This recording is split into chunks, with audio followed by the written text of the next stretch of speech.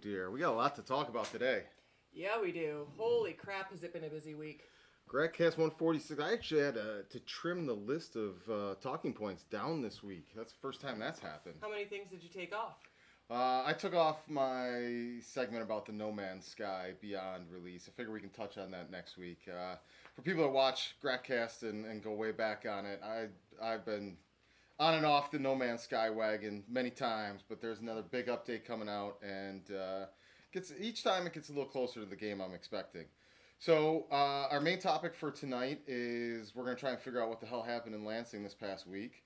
Lansing, Michigan. I didn't see that on Twitter. Of all the things that were trending, that wasn't one of the cities. It's really didn't make any impact outside of Lansing social media. I just so happened to come across it from somebody else that shared something that they knew somebody in Lansing and kind of stumbled across it that way. And the person who compiled this whole thread that we're going to talk about took all sorts of screenshots and stuff from what people were saying on social media when all this stuff was going down. And they just so happened to run a conspiracy website.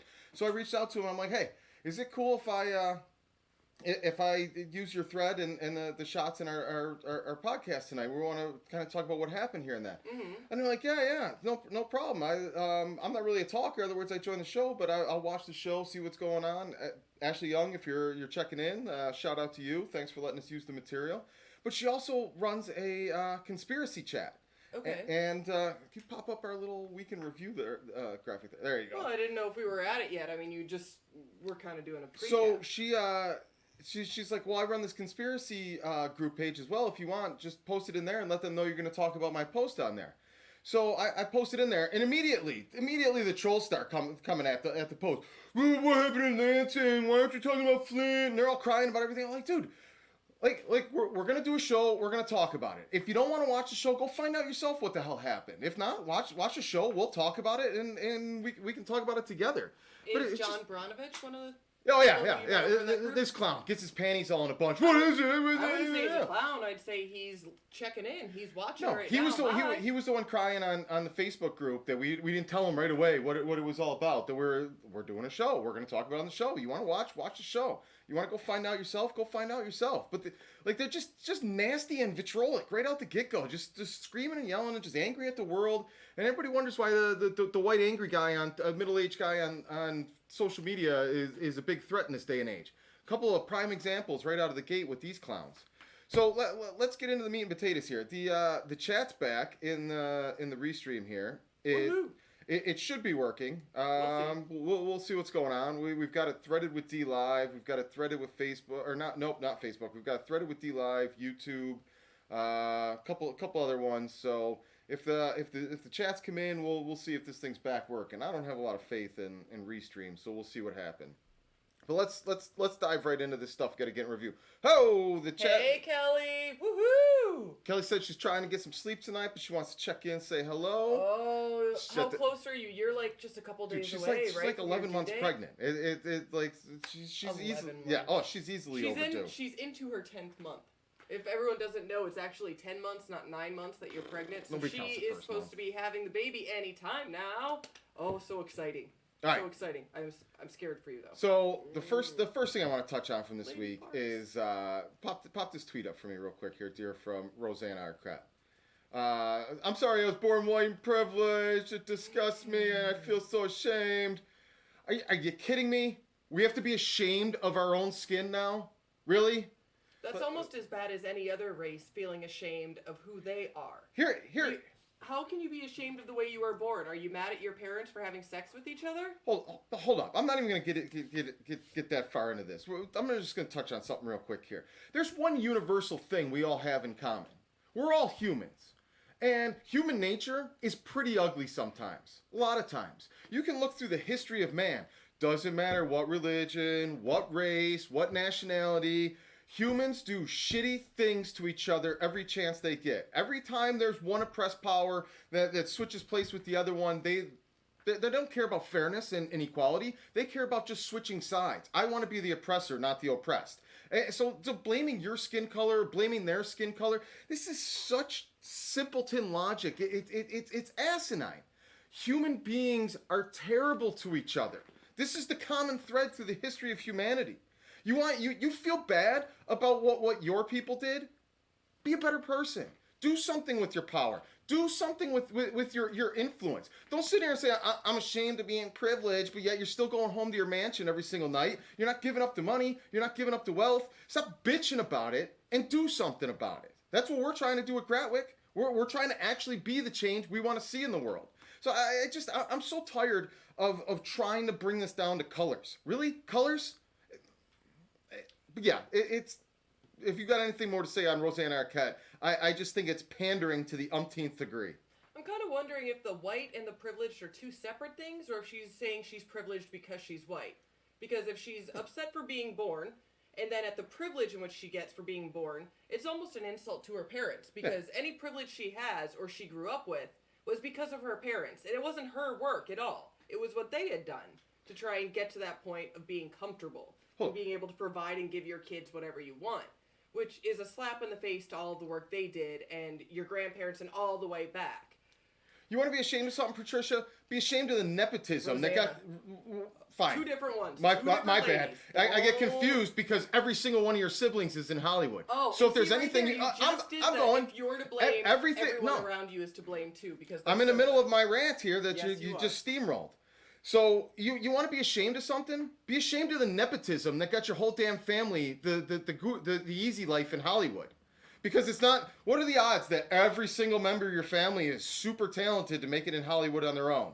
No, they're not. That's all nepotism. That's all easy access and taking care of each other on that. So that's what you should be ashamed of. You didn't earn that position because of your talent. You earned it because of the easy access you had, like most people that are in established Hollywood.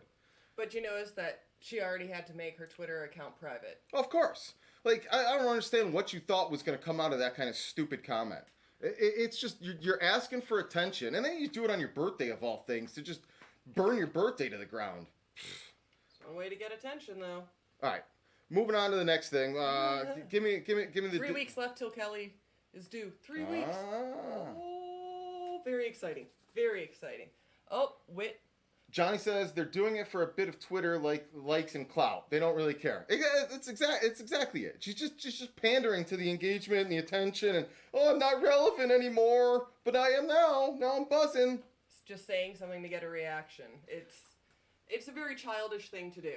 All right. If you need attention that badly, maybe she should just remember how many fans she has out there and that she's lucky enough to have people know who she is. So, speaking of big voices, let's move on to Disney this week. This is something, for 10 years, I've been beating this drum on the Hollywood wagon, that theaters are going to become a novelty act. They're going to become popcorn experiences, big budget movies, special events, things like that. For everybody else, it's mostly going to be to the streaming path for you, which isn't the worst thing in the world if you do it right and you've got a carefully constructed marketing plan and you do it in an efficient manner. The problem I have here is... Let me translate what Disney's basically saying here for you. Disney's basically saying, hold up there, young buck. The theaters are ours now. Y'all go over there and you can go wait in line in the streaming queues, and we'll take the theaters from here. So they come out and say it, and everyone pays attention. It's front pages. Disney says the theater's only for big movies now. Everybody else is streaming. Well, we've been saying that forever. We've also been saying you got to have your own platform. If you rely on the establishment and the YouTubes and all of these places for your audience, you're at their mercy. They shut you down. They demonetize you. That's the end of it. You got no connection to your audience anymore. I'll give you a perfect example. Some people believe in Q. Some people don't believe in Q. But here's the entertainment industry component of Q. Q dug his own grave by saying, 8chan is the only way I'm going to communicate with my audience. All you people that believe in Q and listen to Q and all of that, I'm only going to post to you guys through 8chan. Well, came time that the powers that be didn't want you to say anything anymore. They didn't want Q to communicate with his audience anymore. So what did they do? They shut 8chan the fuck down. Now there's hundreds of thousands of followers, if not millions, that were hanging on Q's every single word that there's no connection anymore. There's no way for him to tell his audience, hey, I got to switch platforms because 8chan came down. Just completely gone, and there's no reach to your audience. You gotta keep that in mind from the very beginning when you build these audiences up on who you're relying on and what path you're using to connect with that audience. Every day somebody's getting deplatformed. Every day somebody's getting kicked off of a different site, or their monetization is getting revoked. I have to talk to David about this at least once a week with the State of Mind show. He's got such a good show going there, but he pushes the envelope. We've done it here a lot of times and all of that. And if you do Good that, night, Kelly.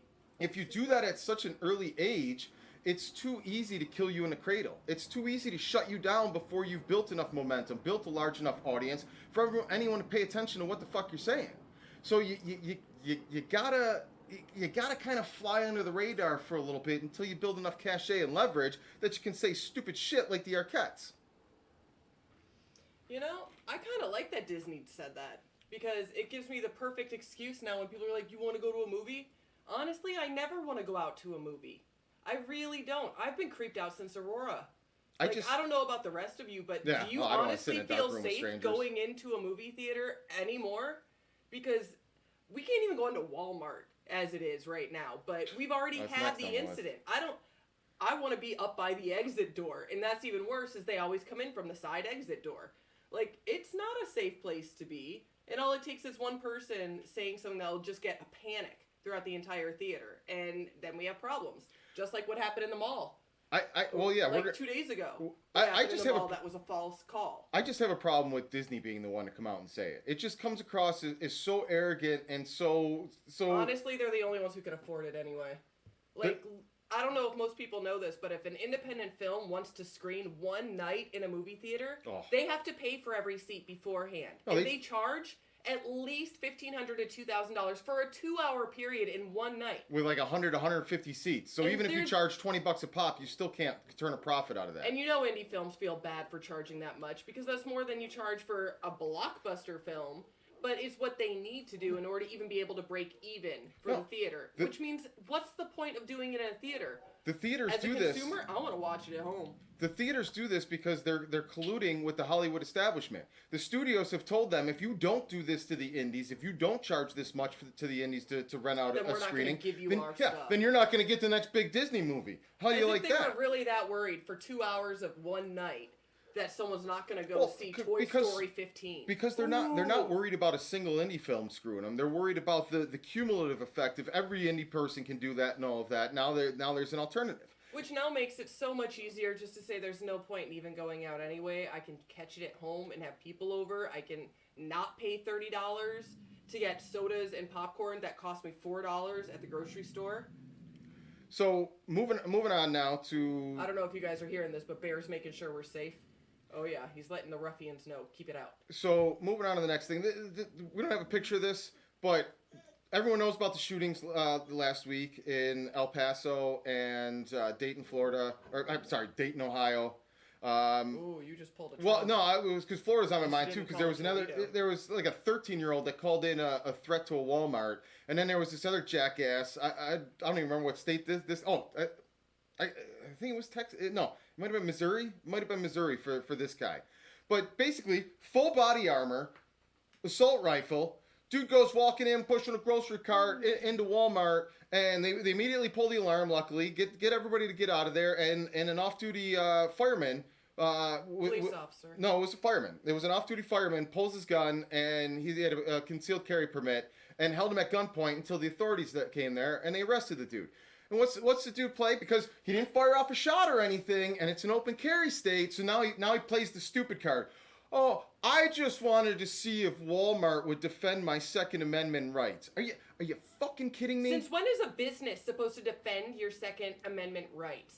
It's a government thing. It's a legal thing. It's not a private business. Not even a publicly owned business's obligation to make sure that you can make other people feel endangered. This is a shining example of what I ranted about last week, about how we can't all live under the same laws anymore. Because there's jackasses like this. So you got carry permits and open carry rules in the states so people can protect each other and yada yada. That's what it's intended for.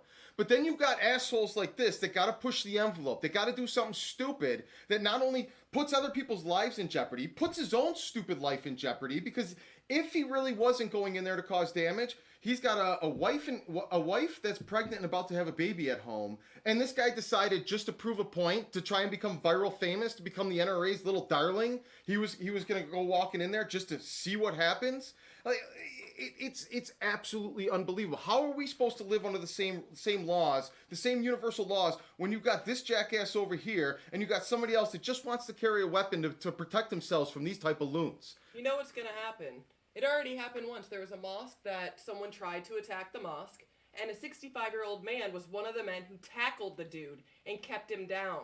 What's going to happen is someone's going to fucking pull this shit, and everyone is going to attack. They're going to realize they might have one gun, but there's 50 people around them, and it's going to become a public stoning. It's literally going to be something on the news that we can't say it's a bad thing anymore, because that is our way of society saying enough is enough. We're not going to be having this. No more going around acting as if you can make other people in fear because you want to pretend that you're the one who needs to defend everyone when you're really the problem. So you want to have a gun? Keep it at your house. That's your whole reasoning, is that you want to protect yourself, then keep it on your property. Let's reduce this. If you can't go off your property without feeling safe, Amazon delivers. Everywhere delivers. You don't need to go anywhere. Let's reduce this to a home. So you've got 4 siblings that all live under the same house, and we'll call the house America. And 3 siblings are fairly intelligent, well-respected, and morally bound people. The fourth one is a bad seed. He's a jackass. He's slow. He's angry. He does stupid shit all the time. Now, are we supposed to continually restrict the rules and the privileges of the other 3 people in this house constantly because Johnny over here is a jackass and eats the TV knob if you allow him to watch TV by himself? So none of us can watch TV alone anymore? Like where do you draw the line on imposing on everybody because we got to keep the guidelines nice and tight for Johnny? In other words, he's going to continually try to hit the walls to find out where they are.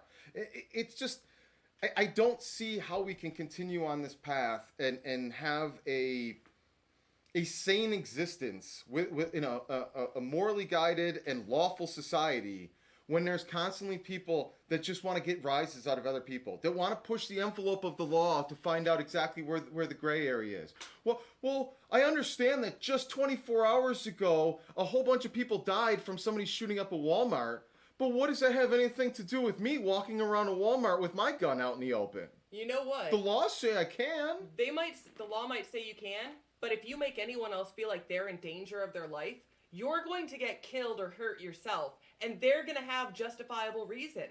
You go around now in this day and age and act as if you can wing a weapon around wherever you want, just whoop, whoop, whoop. Someone is going to feel like you are a danger, and you are. How many people accidentally have a firearm go off, and they didn't mean to, but someone gets hurt? It doesn't mean because you didn't intend to that you're not going to be responsible. You make anyone else feel like you might be the problem, and they don't know you. You are a stranger on the street. They have every right to think that they have to defend themselves too, which means you're a terrorist now. You are the one bringing terror into every situation by bringing that weapon outside of your home. Even better. Here, I don't want to make this about race, especially after what I said at the top of the episode, but you can't sit here and act like the system isn't institutionally biased. When you have a situation like you got this jackass with, like Wyatt said, or Wyatt, Johnny, we'll just call him Johnny. The dude's got 100 rounds of ammo on him. He's got an armored vest. He's got an assault rifle, and they take him into custody without mowing him down. Yet, I don't know how long ago this was. There was a 13-year-old black kid that picked up the freaking BB gun in a Walmart, and the kid's dead. He gets mowed down for it. Dude, they've had police shoot kids for holding plastic guns in their own yards playing around. We can't take them into custody, but we took this guy down without a shot fired. It doesn't look good at all. And it was in Missouri, and he had 100 rounds of ammo. Thank you, Wyatt. And Jared says, until we get past political correctness, we're going to continue dealing with this. Which is true, because everyone wants to make it as if it's a race thing, a sex thing. It's a stupid person thing. It's a selfish person thing, thinking that they get to prove the principle. They get to point it out. They're the ones who are the exception to the societal rules of everyone is freaking triggering right now. Knock it off. Seriously, it's like you pissed off mom and you want to push her one more time and you think she's not going to slap you? Really? Okay. Really? So, moving on to the number one topic of the week here. What is the number one topic of the week here, Chris? Epstein committed suicide. Did he? Yeah. Did he Moment, really? moment of silence for that level of stupidity. So, I'm going to go ahead and explain what I feel this whole Epstein situation is here. So, a lot of people talk about red pills and blue pills, and I've just come to the awareness in the past couple weeks here, thanks to the State of Mind audience, of black pills. So, a red is pill... that just where you get to forget everything? We're going to explain what the pills are. Like A red pill is one that wakes you up and sees the world for what it is. A blue pill is one you take when you want to go back to sleep and just be right back in your ignorance. And the black pill is the one that gives you information that is so deep and dark, it kills all despair. You lose all hope in society. All despair. So, people have been trying hard the last couple months, the last few years, really, to really dish out the red pills and force them on people and try and get people to start thinking differently and see the world for what it really is, because that's really the only way we're all going to get on the same damn team here, because that's what a lot of this monkey business is for. All these little games with race and all the little shit with class, all of this stuff is to divide and conquer, keep us fighting amongst ourselves before we start targeting and zeroing in on the true enemy. And more people are starting to realize who that is, the puppet masters and the masters of the universe that are playing all these games with us.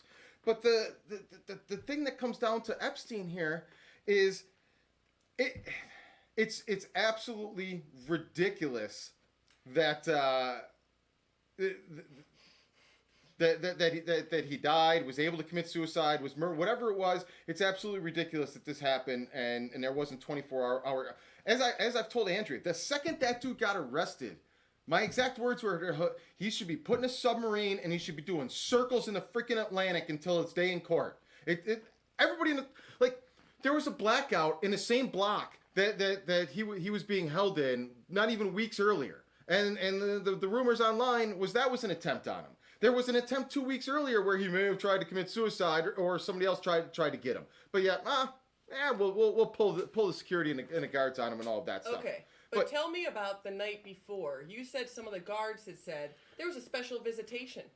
Oh yeah, so they're on one of the anonymous chats. Somebody came on there and said that I work at the prison, and I was talking to my other buddies that are prison guards and all of that. And the gist of the story is an unmarked government vehicle with soldiers in the back of it arrived the night before, over the weekend, and the guy is stressed. We do not do prison transfers over the weekend, and they came in, took a prisoner out, and just drove off. No paperwork signed, no nothing. No. Next day, Epstein's dead and was found dead there. So I don't know. My best assumption here is this dude was whisked away, and he will live the rest of his life in obscurity and hidden somewhere where he doesn't have to be seen anymore. And he'll probably be fed 15-year-olds till the day he dies of natural causes, if these evil scumbags ever die. But here's my real thing here. They were so desperate to get him wiped off the map and suicide him that all the normies, all the people that don't want to think about this shit, you went on the internet the next 24 hours, and people that never talk conspiracy theory stuff, people that refuse to believe this stuff, people that will argue against you about 9/11 till the cows come home, and they will bend physics to make their cases, are now like, I'm not a conspiracy theorist here, but this Epstein thing stinks. This doesn't make any sense. So I'm referring to the Epstein suicide as the 9/11 for the millennials. Because for my generation, a lot of people were asleep. A lot of people just went through their business, went through the way the world worked. I was 21, 22 years old when 9/11 hit. And whoever was behind 9/11, I think a big part of it was we want the Patriot Act into effect. That came rolling in for all of that. Those things happened. So the long story short of it is, they in the short term enacted their rights restrictions, their overpower, the surveillance, all of these power tools that they wanted to get enacted and put into play. But the consequence of that was they woke up an entire fucking generation. An entire generation of Gen Xers suddenly realized the world isn't quite what I was raised to believe it was. There's a lot of things that we're not talking about and going on here. There's a lot of so even if it wasn't a conspiracy and it was what the official story is told, that's still consequences of our government actions. That's still the consequences of constantly meddling in the Middle East, constantly trying to enforce regime changes, constantly trying to meddle in other people's political affairs. Well, let's get upset and get angry because Russia tried to do it to us. Some might call that just dessert. But the point of the matter is, when those two towers fell, millions of people woke the fuck up for the first time. Those people grew up thinking and being more skeptical of what they read in the news, they're being told. And they raised kids. And they raised people, a next generation of children that's smarter and more tech savvy and more aware than any other generation before it. And what happened? Now we've got their 9/11. The Epstein death that nobody believes, nobody agrees with. And how many people on the internet were woken up in 24 hours that would have never, ever, ever indulged any other conspiracy theory, but they're now like, wait a minute. If this is so obvious, what else have I been missing? And they're starting to fall down rabbit holes. And I referred to this the other day as the boomerang was launched on 9/11. And it takes a long time for this social boomerang to come back around. But I think ultimately when the revolution comes, peaceful or otherwise, and when the masses finally unite and rise up and join forces and take back our existence, our planet, our society, all of these things, I think the seeds that really started picking up momentum and building all of this was the trigger event, 9/11. That's when people started waking up and talking to each other. Occupy Wall Street. That's when everybody ended up at the same place for weeks and months on end, all from all over the world. They got into these camps and started trading contact information and starting to get to know each other, building the networks and the relationships that all went back and dispersed into their places. This was basically the hippie version of Operation Paperclip. Everybody got together and then dispersed all over the world with their new contacts and relationships and all of that and burrowed in and rose up through the systems and all these different things. And then you had the Epstein thing. So I think a generation or two from now, the fruits are going to be ripe enough where we're going to be ready to harvest this, and you're going to see the consequences and repercussions of squeezing too hard. You went for too much. People had no choice but to believe the 9/11 shit. They're not going to believe this Epstein shit unless you start bringing a house full of consequences down with all of that stuff. So that's my boomerang theory, and that's my Epstein suicide is the 9/11 of the next generation. Any button to put on that there? We have a lot of people talking about it over here. Absolutely we do. So Jared's saying, so the guy who has ties to past and present political officials, he gets federally indicted and then gets put into jail. He's on suicide watch, but then they take him off of that? Really? Why would they take him off of suicide watch? Because the day before, his attorney requested that he be removed from suicide watch. That's not suspicious at all. And I'm sure that attorney only works for Epstein and doesn't work for anybody else associated with Epstein. Even better, it's been reported now this morning, the previous check watch that was supposed to the guards that are supposed to do the checks. Yeah. Oh, they missed the last 2 checks on Epstein. So how are they not brought up on charges? You work for a federal facility. If you fuck up federal laws, don't you federally have to get put into the jail cell too? Maybe with one of the guys you've been being an asshole to, so you get your ass beat a bit. Maybe you learn what your job was supposed to do, and then you go home and cry for the rest of your life. Okay. Because you're to blame. So we're going to move on to the next topic here, which... Oh, as Jared says, just wait for the next distraction, and then you'll forget it. The lesson... They're going to try and do that, though. Yeah, You're damn course. right. They're not going to say any more about the details. That's what all these false flags are. They just raided his island today. It took that long for them to raid his island today. The fact the island wasn't raided months ago for the past couple weeks, they've been having people in and out just shredding stuff. Burn it all. Come on. So moving on here, now we're going to get into another topic. Hold up before you bring anything on screen. I'm not bringing anything on. So for all you people out there that insist there's no crisis on the border, there's no issues there's not a stream of illegals coming over, well, we're going to offer you some personal information here that might change your opinion. So as we do with freelancers in that, we constantly are looking on Craigslist for job opportunities, gigs, things we can help out with the company, opportunities we can take on to make some money and keep putting that into the company and the dream that we're putting Or to pay forward. our rent. Yeah. My landlord likes it when we Pay the rent while that's going on.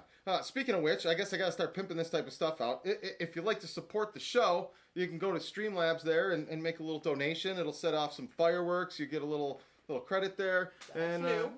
be cool. But That's very new, guys. I'm not going to First sit here. time. I'm not going to sit here and beg for donations every single week, though. So if you want to do it and you want the method is there. If you don't, we'll keep figuring it out and making things work. But Andrea found an ad. Brief pause. Hi, Emily. Hi, Siobhan. Hi, Sam. Hi, guys. Andrea found an ad on Craigslist. So put the ad up on screen first.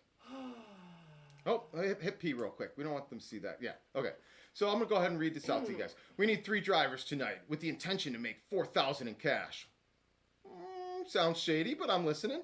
Totally up for driving in South California. Which is weird because no one calls it South California. It sounds like South Carolina. Please text full name, vehicle that you own, text the following, and wait for me to get back to you with a call. Must have own vehicle, cell phone, Google Maps, da-da-da-da-da. Compensation, $4,000 cash. This is not a regular job. This is an activity to make quick cash. If you're looking for a stable job, this is not the right choice for you. So Andrea, we're both sitting on the couch doing our things on the computer, and Andrea's like, I think I just found an ad for a heist. And she reads it out loud to me. I'm like, holy shit, they're looking for Jason Statham. But right? It does sound like, what bank are we going to? You need me to park around the corner. Now, fantastic. I'm not going to say I'm down for illegal activity, but like... Curiosity pique. You're looking to pay $4,000 for a wheelman? I can ask no questions and do my best Jason Statham impression. I'm a pretty badass behind the car, and I look for reasons. And the whole we need 3 drivers, this shit sounds like some Fast and the Furious stuff. Like, what are we getting into, man? And so you think there'd be yeah, that's totally not sketchy. Mm-hmm. So you think there'd be like some layers that you'd have to get through here to find what this is really going on. You think they'd be mysterious about it. Well, you got to meet us at the warehouse and we'll screen you out there before we let you in the back, and then we'll tell you what's going on here with this. Sorry, trying to read Wyatt's response and talk at the same time. Thank you about the chat.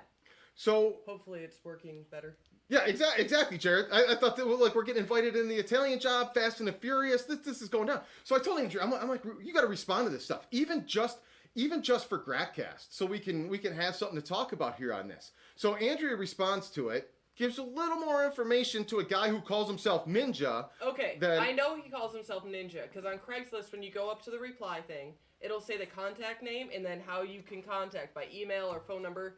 I go up to the reply thing. It says contact name Ninja, and then it gives the phone number. It also has that fake created whatever. But if you notice, it does say right there, full name and a vehicle that you own. Please text it. So here's the thread. Here's the response thing.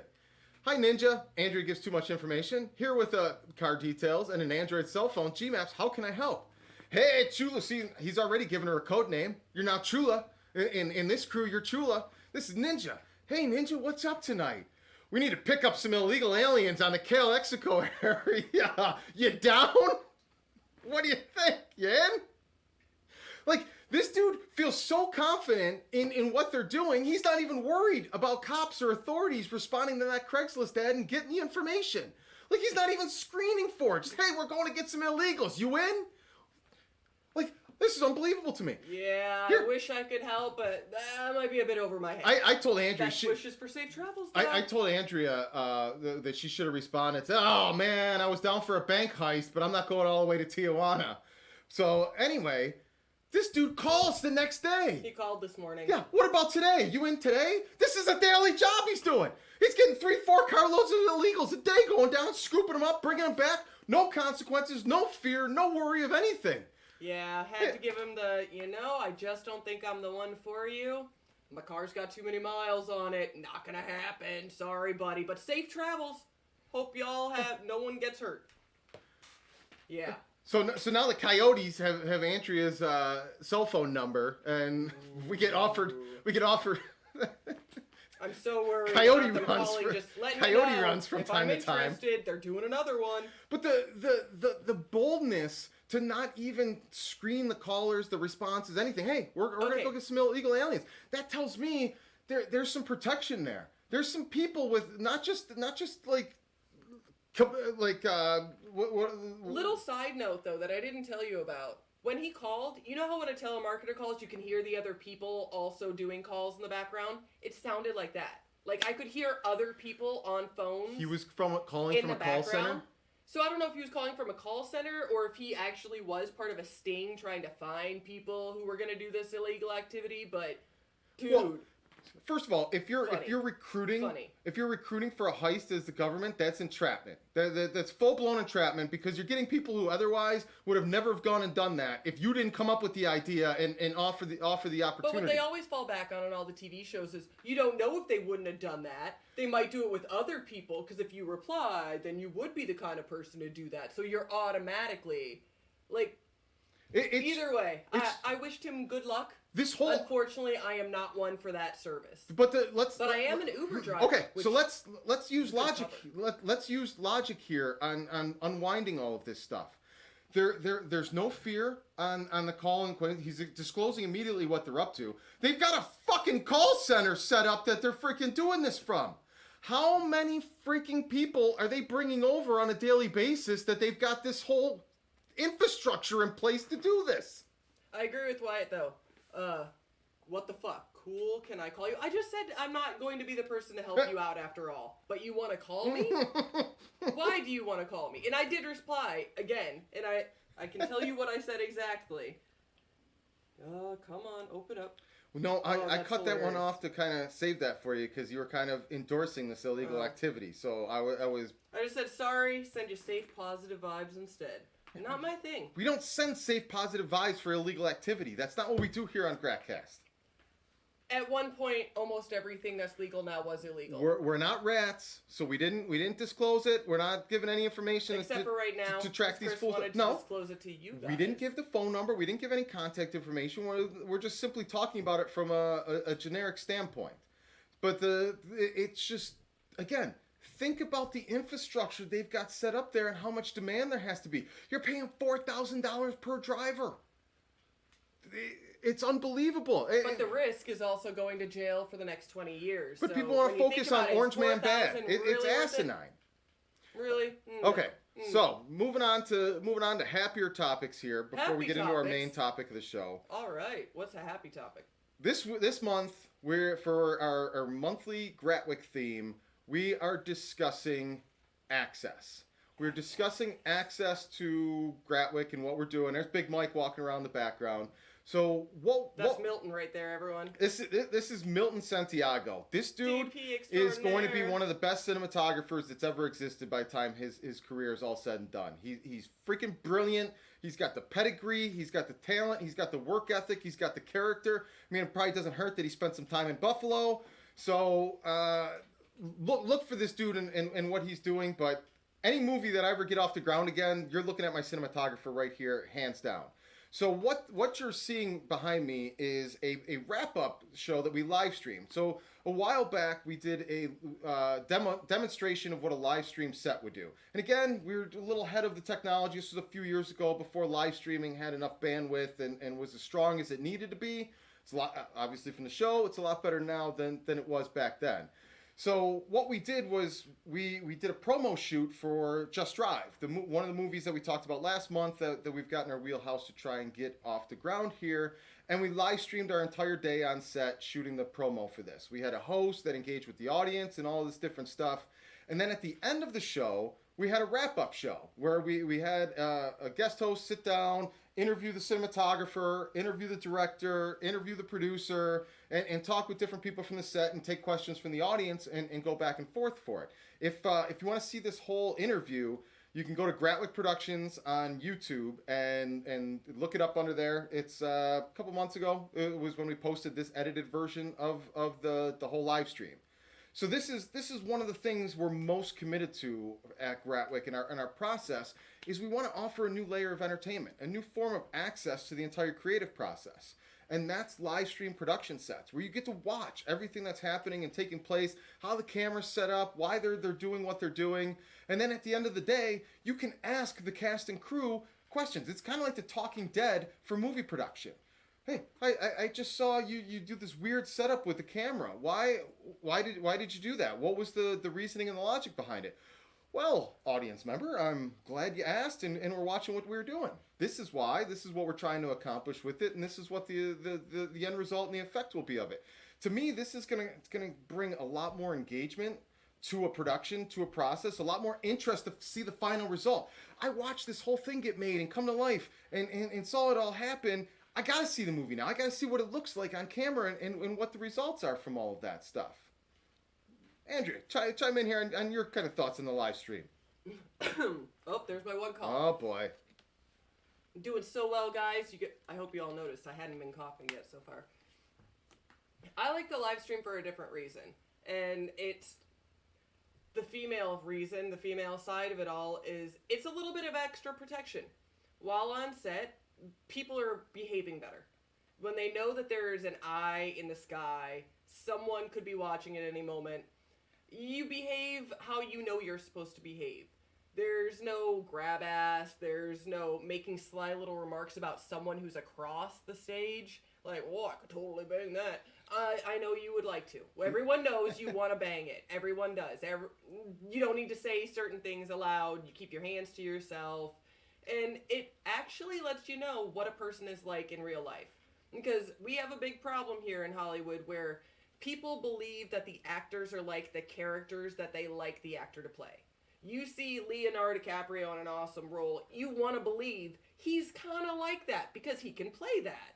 When in reality, you don't know that when they call cut, he isn't the biggest douchebag in the world. I'm not saying he is, but I'm saying, for example, there is the option of actually seeing what people are really like. And we kind of need that nowadays. Like, there's too much of this fakeness going on where we want to believe the image people have because they want to be famous, because they want to be Instagram whatever, because they want you to think of them as better than you. And in reality, we're all the exact same. So if anything, this is holding everyone on the exact same standards. And I think that's a smarter way to have a set. It makes you feel safer. And there's bound to be at least one person. Look at this guy. You notice he has almost the exact same beard right here. Like, same length and everything. How it's hilarious my calling is that? card. But he's gotten a little bit shorter up here. Yeah, I gave up on trying to hold it together up top. Yeah. See, for me, this is it's a new level of entertainment. It's a new form of entertainment. Now, the people that create your stuff, everybody loves talking to them on Twitter, engaging with them. This is my favorite artist. I wish we were friends. We're all this type of stuff. This is a new level of access to them where you can create that bond. You can watch them work. You can see how much effort and care and passion they put into their project, into whatever it is that they're creating, putting together. And each person, each different department head, each crew member kind of becomes their own brand and their own character and their own reality show with all of this stuff. So and also, at the end of the day, when they come to interview, it's your first chance that you really get to have a question answered. Like, you can tweet someone a question, but they'll never see it. But there is a huge chance that when they're doing the commentary at the end, you're going to actually be able to put a question up. And when it comes up and it seems kind of relevant, they will really answer as if they're talking to you. One of the if you go back and hunt down the actual whole live stream of this day on set, like 10 or 12 hours. Yeah, you're gonna get a nice. We had to speed frame it up for the edited replay because it took so long. But the elephant doors that we had to back this freaking limo in and out of to get it on this little green screen stage was the highlight of the stream. We crunched that motherfucker on the way in, and all on camera. You get to see this crazy cool Just stuff. so you know, it wasn't a bad crunch. It really wasn't a bad crunch, but it was enough to make me cringe, and I still. It's enough to put a kink in the side panel of that limo. I don't want to talk about that ever. So yeah, Ever. that's another thing you can expect and look forward to from Gratwick content and being a Gratwick ally and a Gratwick supporter of everything we're doing. access to these live stream production sets. And you know what? If somebody else takes this idea and they use it before we get a chance to get on set again and do it, more power to them. The better it works, the more people get used to it, the more access we get, the more entertainment we get, and the more the idea has a chance to succeed. And people won't look at me with three eyes when I explain to them that this is a great idea. This is something people want. So if you like what we're trying to do and you want more of this type of stuff, support Gratwick, help share this stuff, help tell people, hey, let's get this shit up going on. See, look, Johnny already went and looked up Milton Santiago's website, which Milton's amazing, right? I'm pretty sure it's freaking awesome. It's miltonsantiago.com. I'm pretty sure is his website. But I think they saw a good enough picture of his face to know if it's him or not. He is a talented workhorse. The dude has been preparing for years for Just Drive, which is going to be entirely shot inside a limo where the walls and the roof will all come out, so we get all sorts of different camera angles and stuff.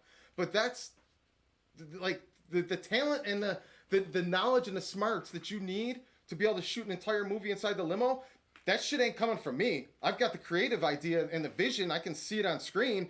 He's the one that's going to execute that shit and know how to make it happen and make it look real good and beautiful for us. I'm a firm believer, especially when it comes to productions, that I've got a pretty good vision in my head. How that vision gets executed, I need to surround myself by smart, intellectual people that know their shit and trust them to do their job. And it starts with this dude right here. I like how he's nodding while you're saying this. Yeah, man, I am the shit. That's exactly what he's saying. Yep, that's what you're looking for. That's what you're needing. You guys like our little rock band mic that we had to use that day for the second mic? Whatever, man, it works. All right, let's move on to the meat and the brass tacks, the meat and potatoes of this shit. So this is the one that you were teasing and letting. Yes. Okay. What happened in Lansing, Michigan? Okay, explain again how you found this, because some people came in a few minutes after the fact. I didn't see this on Twitter. I didn't see this blowing up as one of the cities to be worried about. So Ashley Young, I stumbled across her by seeing her in her feed. Somebody else had shared her thread on Facebook. No, yeah, on Facebook. Okay. Actually, I think because we're both in the same conspiracy theory website, I think I saw it through there, and I think she posted in there, but eventually posted on her page. Okay. And what she did, so long story short, there was apparently a whole bunch of reports that there was multiple shooters going around Lansing in cars, shooting at houses, shooting at parked vehicles, knocking on doors and shooting people when they open the door. There was the police scanners were going insane. There was over 14,000 people in Lansing listening to the Lansing police scanner at one point that night. People were freaking the fuck out that there was multiple shooters all over the city just going nuts. And the very next day, the mayor of Lansing came out. Pop up the picture on screen here. The mayor of Lansing came out and said, "Oh, all these reports of multiple shootings overnight aren't true. There was just one kid that got shot last night in an isolated shooting." So what Ashley went and did is Ashley went and compiled a bunch of screenshots of all the different people that were talking on social media about what the hell was going on. Okay, time out. Before we get into what Ashley found, did you read this article? Mm-hmm. Was it firecrackers? No. No. They're saying there was only one gunshot last night. There was only the sound of one gunshot? No, or there was only one gunshot victim? There was one gunshot incident last night. All these reports of multiple shootings is not true. There was one isolated incident where one person shot another person, and that was it. So Ashley went around and collected all sorts of the posts of people that were freaking out as this shit was going down and happening that night. I think it happened on the night of the 5th. So Lansing police saying the shootings last night were rumors. Just rumors, guys. Yeah, okay, multiple people heard it, etc., and it's just rumors. If people got screenshots, post them below. So she collected all these screenshots. Let's go through them one by one here. Update, reports of shots fired in Waverly area at 12:30 a.m. Unclear if suspect vehicle entered Livingston County and returned, if suspect vehicle never left Lansing area, or if incidents are unrelated. Incidents unrelated. That's at least multiple incidents right there. Wherever you are in mid-Michigan, please stay alert. Urgent, Livingston County. Reports of an active shooter traveling in a white Ford Taurus. We've got a vehicle identified here. Active shooter in a vehicle. Reports of shots fired in the East Lansing, Hazlitt areas before the vehicle was able to elude officers in pursuit and enter Livingston County. Stay inside. Call friends, family that may be traveling. Stay alert. Pulled off Mount Hope. White Ford shot at my car. Please be careful. That's at least 2 incidences because the mayor acknowledged that somebody got shot, injured in the hospital shot. Mary Jane Parks had her car fucking shot at. That's at least 2. We're on the first post. Next one. Lansing. Police are saying don't open your doors for any reasons. Police are saying don't open your doors for any reason. The reason why the Lansing police are saying don't open your doors for any reason is because someone with a gun is going around ringing people's doorbells and shooting people. That's at least another incident because, and oh, by the way. 10 shots and the one right above it? Yeah.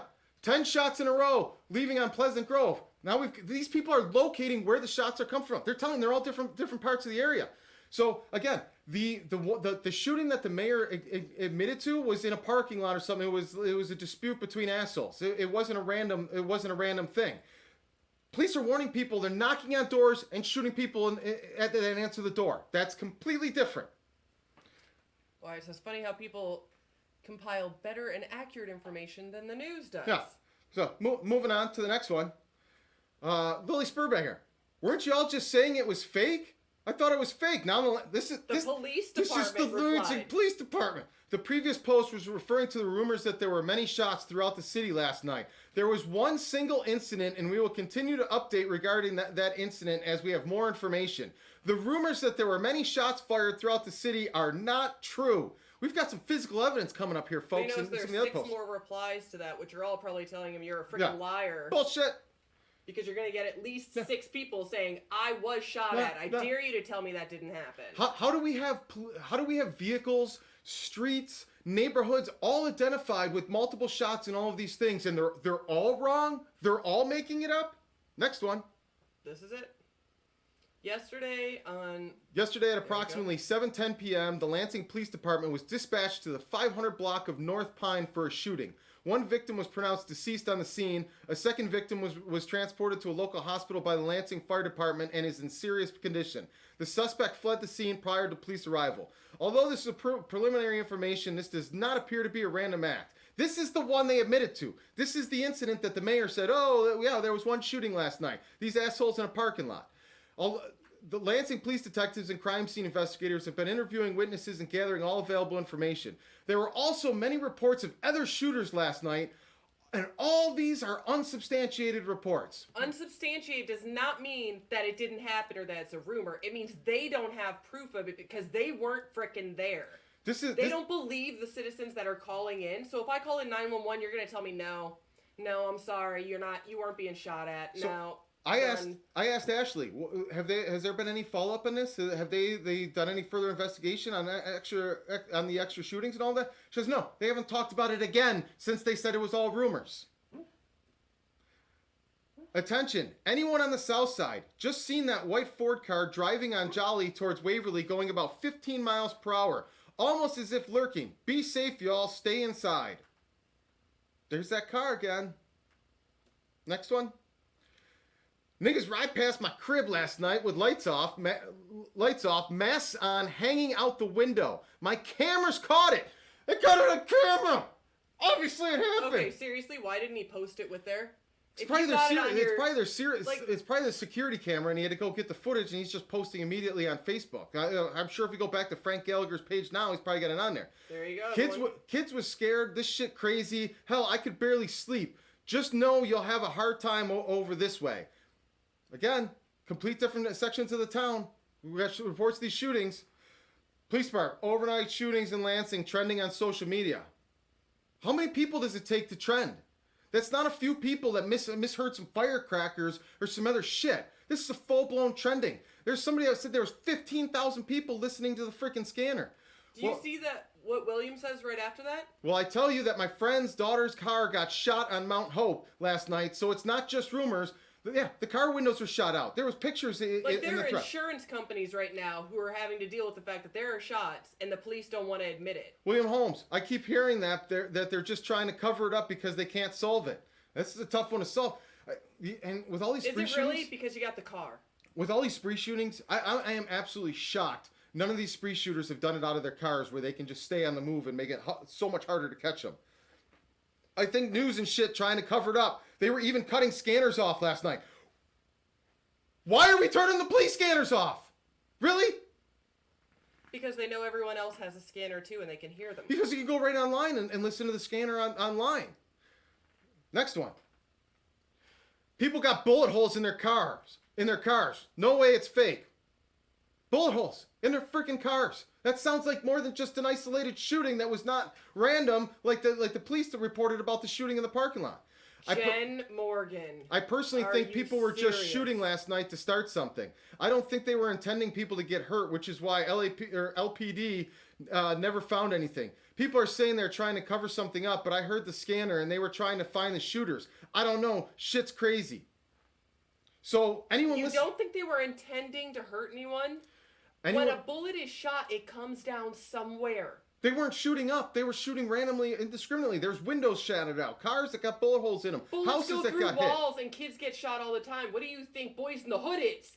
Anyone that was listening to the scanners heard the cops responding to multiple incidents, looking all over town for people shooting out of cars. Next one. I heard them. Probably too late to the scene as usual. Casings? Rumors. So all the calls coming in were made up from people on the road witnessing these shootings happening. This went on for hours and hours from countless different witnesses on the road calling from different areas of town. There you go. Rumors. Next one. Rumors. That is the next one. Yeah, yep. I know. So I'm saying, on to the next one. So all the calls coming in were made up from people on the road witnessing these shootings happening. This went on for hours and hours from countless different witnesses on the road calling in, all with the same description of the cars. Gunshots were ringing out everywhere with what the hell is this mess? A prank call is not what it is. Andrea Parker, I mean, there was a couple calls they got saying shots fired. Then a cop would come on and say it's false because they are over that way and supposedly didn't hear anything. Next one. You know, a bullet doesn't ring for 15 minutes. Mm-hmm. Was it a full moon? Because I highly doubt tons of random people got the same idea to call 911 and report shots on the same night. It's not a period. People aren't going to link up like that. Like that. It's actually a pretty good one. Now, all of these 911 calls, all of these 911 calls have to be freaking like recorded. They have to be available. I mean, we have to be able to get history of all these 911 calls that came in. Thank you. Call log just to see how many were coming in at a certain time period, just to know it was actually happening. I do think there was a couple false calls, but this town is definitely going ham. That's hard as a motherfucker for people that don't know. People were freaking out. Something triggered this. Next thing, David say, is there something about Lansing? Hey, David, don't be dumb as shit. We're talking about Lansing right now. Look at the big words. Lansing, Michigan. Don't make me use your own phrase against you, bro. Next one. This is the next one. Ah, got it. That's crazy. We all know what we heard on that scanner. Of course, I would rather have it be false. I'm wondering if people were calling in false reports. There's no doubt that many people heard shots fired on the scanner, though. Here's the thing. You make a false report, you get in trouble. The cops will come to you for wasting their time and taxpayers' dollars and freaking everyone out. So they weren't all false reports. In fact, there probably were 0 false reports given how many people were hurt. On to the next one. I was listening to the scanner and we heard the shots ourselves in my neighborhood. My son called me from his dad's at 1:30 a.m. because he heard shots. 5 minutes later, the scanner has 3 reports of shots fired near Waverly and Miller and Waverly Grand River. Multiple reports stated there was a vehicle shooting out the window. At one point, there were 14,000 people listening to the scanner. I'm not buying that it was a rumor at all. Something was going on last night and it went on for a few hours before it quieted down. I will not be gaslit about what's happening in my community. I want to say one thing. David clarified himself. I still got you with your own catchphrase. What do you got, dear? It's kind of surprising that no one in Michigan, in Lansing, Michigan, or in one of the surrounding counties that was having this, wasn't sitting out on his porch with a shotgun. I mean, that's enough to say right there that it isn't everyone who's an asshole and just wants to kill other people, but that is kind of one of the few times where you're allowed to defend yourself. If you know people are going around shooting Let's use logistics here, from a car... People are shooting from a car. They're going by fast. They're not. They're going 15 miles an hour lurking like a motherfucker. Your shotgun is not going to reach the road from your porch. That's not how shotguns work.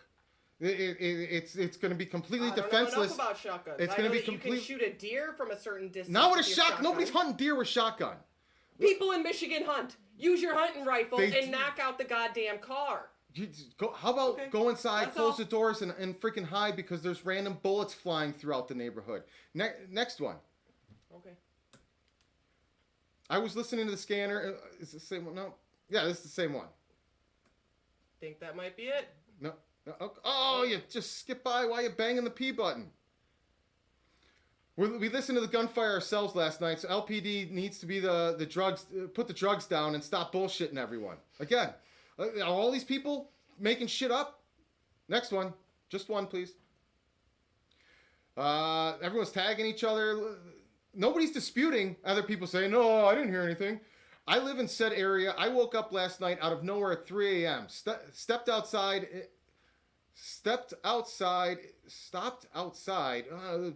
Terrible. Yeah. It smelled like gun smoke in my neighborhood, but there was no shootings. Why does my neighborhood smell like gun smoke? People need to get a life other than terrifying others. Get a job, read a book, volunteer in your community. You alone are responsible for your actions in your life. I think M. Blonde is hoping that the shooters are going to see this and have an epiphany that they're doing dumb shit and they need to get a life. Next one. Just stop with the crap. Will you do your due diligence to interview the community? I heard the shots myself. An officer on the scanner said she was on Pleasant Grove and Rio and didn't hear shots. How? Residents on the other side of Church Hill heard them as well. So to blatantly say these were social media rumors is disrespectful, cowardice, and a lie. What was LPD doing last night to not hear the shots or catch the shooters? I'm not saying the shots were related to the shootings yesterday, even the day before, but it happened. So Willix, what are you going to do? Isn't it your existence based on information? The people being a journalist consistent of getting the truth and do so. This guy's asking for the press and the media to look into this, figure out what the hell is going on. Why does everybody think they were hearing gunshots last night? Why was everybody listening to the police scanners last night? Rose Trejo, this is an attack. Get inside. It's not just Lansing, Detroit, Ohio. Look at your news feed. They're killing minority kids everywhere. This one seems a little extreme. I can't base any of the other areas with circumstantial information, but Purge 2019, Lansing, Michigan. They shooting everything, everybody. They raping everybody. They're everywhere. Help us. 13 shootings in 2 hours. Get inside and strap the fuck up. Currently shooting every side of town. Scanner is going crazy. Another person listening to the scanner. Man on High Street walking around shooting. Look at these reports. These are specific reports people are hearing from the scanner. Silverstone, Waverly and Jolly, Mount Hope and Aurelius, Mill Pond and Holt, Ferris Park, a 14-year-old was shot, Willow and Martin Luther King just now. Yo, they're tearing this bitch up. Kids are dying. This sounds like rumors to me. No, it was true. A kid was shot. Tell that to the people who lost their children. Kelly Anderson, read these comments. I wasn't joking, babe. Lies, more lies. My scanner was being blown up with shots fired calls and people knocking on people's doors and crap. So lie to someone else. Again, if the scanner from that night is unavailable, if the 9/11 calls from that night are unavailable, that's a huge red flag. I'm kind of surprised someone didn't start recording the scanner themselves. Somebody had to have. Like when you get that many, someone had to have been like, "We're recording this now." Not true. It was a kid shot. Tell that to the people who lost their children. Children being plural. Next one. Last night, 2 kids were shot. Someone is angry. It is very plausible, and I'm partial to believe my ears and not a news story contradicting many emails. Or many calls. I heard last night being reported to the police department. Hundreds of people aren't hearing the same shots in different areas of the city at different times. That lasted until about 2:30 in the morning. to 3 in the morning. I was up all night listening. I just shut it off around 6 a.m. But again, believe what you want. I speak my truth. You speak yours. If someone fires a gun, does it shoot? Is a bullet dangerous? Stray bullets kill people, and crazy people who feel empowered because they get away with a crime also escalate it to hurt other people. Next one. I hit the button. I'm just trying not to have it skip ahead. All right. Hit it one more time just to make sure. There we go. Clinton, as it says in the story in Facebook share text, shots fired and shooting injuries are two different things. Yes, that's true. Someone was driving around shooting a gun off last night. 2 kids were shot. Someone is angry. It is very plausible, and I'm partial to believe my ears, not a news story, contradicting many calls. Call I heard last night being reported to the police department. Hundreds of people aren't hearing the same. I feel like this is this is the repeat of the last one. It was in the wrong order. Next one. Yeah, this is a lie. I heard dozens of shots in a row in my neighborhood at 2 a.m. last night. I listened to the police scanner all night with 9,000 plus people on the scanner also listening. What's the population in Lansing? The calls were coming in the dispatch as a perfect circle around the city in the correct intervals. Lansing State Journal got played, or they are part of something they don't want to be. When they made the perfect intervals, it's like someone started here, and by the time they work their way around to this part of town, that's when the phone call started like 20 minutes later because it takes that long to get from one part to Is that what they mean? No, they mean that somebody was clearly driving around shooting, and as they were shooting, the calls followed in a circle around there of people reporting where they were hearing it. My scanner was being blown up with calls. Definitely heard gunshots last night at about 10 p.m. Lots of them. Oh, but police said they were they were in the area of many of the calls and didn't hear a thing. Didn't hear anything. Yeah, this is a lie. I heard a dozen shots in a row in my neighborhood at 2 a.m. last night. You heard 10 of them more than once? Sounds like you need to move. Kira Berg, same thing when they're happening all over. It's only shots fired because it didn't hit someone. Who cares? It could have. We have 2 children hurt and 1 dead. I heard them too. Next one. Okay, you missed the part. I heard the gunshots, and no, they don't want you to listen to them, so you fall for their bullshit. Well, if you want to discuss the fallibility of human memory, especially during stressful times, that's a whole other thing. We could have fun discussing that, but the too long didn't read version of it, all is human memory is the real bullshit. We're not talking about human memory here, folks. We're talking about on the fly. It happening, like calls. There was calls and people on social media as it was happening. This wasn't like a week later. Hey, dude, what happened last time?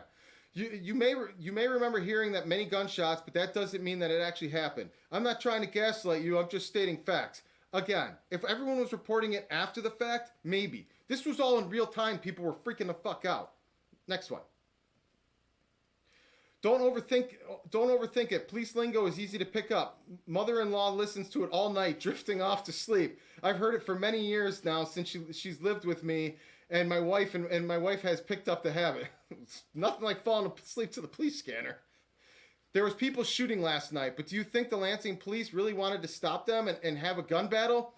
No, I heard the dispatchers say white Ford Fusion was seen shooting and driving on Pleasant Grove, and then a cop says, I just saw a white Ford Fusion turn right on Pleasant Grove, and copy, nothing further. Then people's houses around Pleasant Grove started getting shot up. Next one. How is that cop not responsible? Like any house damage, I think those people should be allowed to sue the city then. There was an officer right there, and he knew what he was looking for.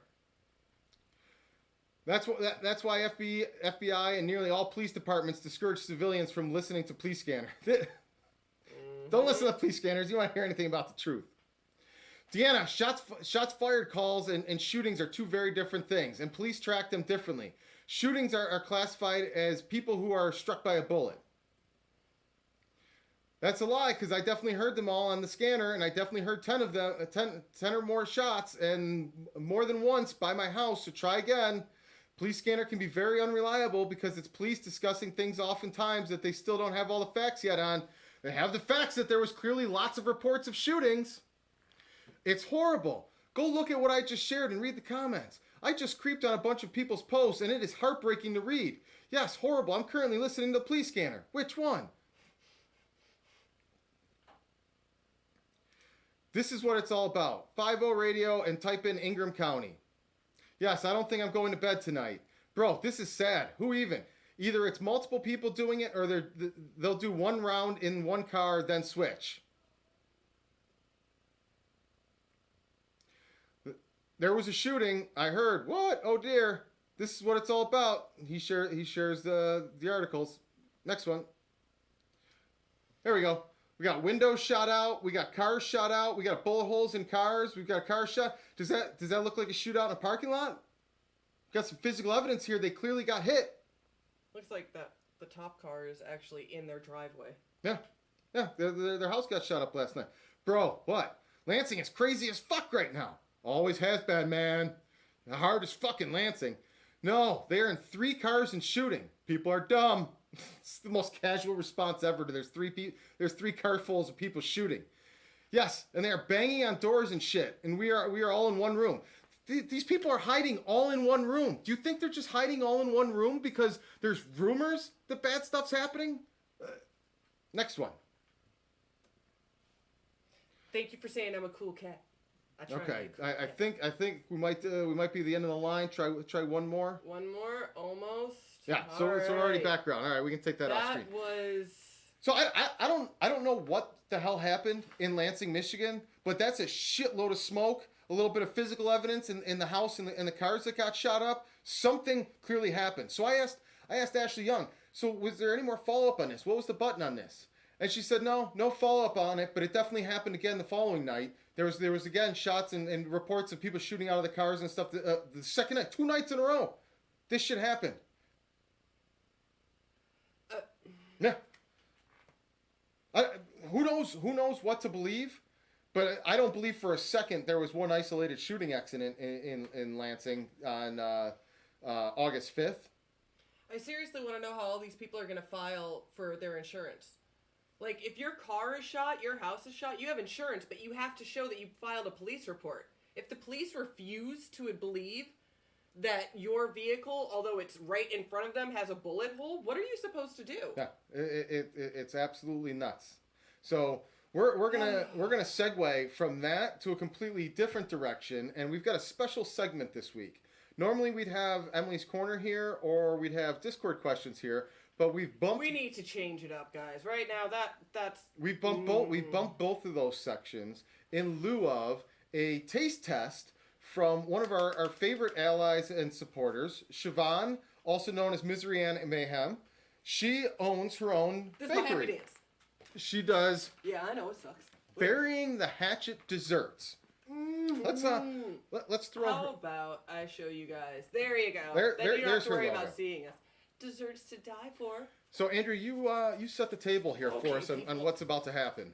So we were sent some yum-yums, and I am very, very, very excited about this because it came just the other day, and we've been holding off because we wanted to be able to do our own version of the Great British Baking Show Taste Off at the end. You know, I'm sure you've all seen it because it is the nicest show in the entire world, and I swear to God, if you haven't, you really need to watch it, especially after what's been going on for the past week. It'll just make you feel better inside. Just nice people, nice stuff. While she's pulling out the first dessert that we're going to try, I know there's got to be at least a couple of you chatting here on YouTube that haven't subscribed yet. Go ahead and click that subscribe button for us and set off some fireworks. We need some fireworks for this segment, and in order for the fireworks to happen, you got to subscribe to the channel to trigger the fireworks. Oh, Emily got a goodie box too, and she has her own favorites that I will be trying to keep an eye on here so she can tell us if she got the same ones and what she thought about them. But we've been holding off on eating these so that we could share the experience with you guys. So we don't mow through all of these in one. We're only going to share one here? cookie each because we got a lot of cookies. We're going to share the single samples. And a cup of milk because everyone should have a cup of milk. That's probably warm as shit after sitting there for the last hour. No. You need milk with cookies, though. I think that's kind of a requirement. Little shout out to Gus's Fried Chicken. Can't go wrong with Gus's Fried Chicken. All over the country. So we're starting with the Cherry Bomb. This is the Cherry Bomb cookie. I'm going to share. I'm taking the first bite. Oh. Let's rock that bomb. You have real cherries in there. Real cherries in there. Very nice. I'm going to talk with my mouth full, everyone. Because I'm incredibly rude and badly raised. My mom Ooh. will smack me. That gets sweeter as you chew. Mm-hmm. I'm gonna flush that guy down. I'm a big fan of that one. Mm. It's not too fruity. That milk is definitely warm. Oh, bite That's me. like fresh out the udder. Really? Mm. Okay, Bitchmobile. You get to have some Oh, water oh, then. that is way too good of a cookie to be chasing down with udder milk. And that is really good. It's not like too sweet. It's just the right amount where it actually tastes like cherry, and it's not dry. It's not crumbly. It's bravo. I'm a big fan of Oh, Hollywood shake for that how one. the more you chew it, the more potent the cherry gets in a very Cherry very good way. bomb. Evil Akru subbed, and we've got no goddamn fireworks. Oh, Bear is sitting here. So she also sent bear treats. All right. Just so everyone knows, just a side note. Where they are bacon cheddar bones. I want one with of those whole bones. wheat flour, cornmeal, oatmeal, cheddar, and bacon. Technically, Chris could have them, but Bear loves them. She sent a Technically, we bag could have full. them. We kept one of each kind so that we could share them with him, and he's sitting here begging. So I'm going to give one to Bear, too. You get to start on the next one. You open that one. All right, fine. I'm not happy my fireworks didn't go off Can you here. stand for me? Come here. Oh, you can sit like a penguin, though.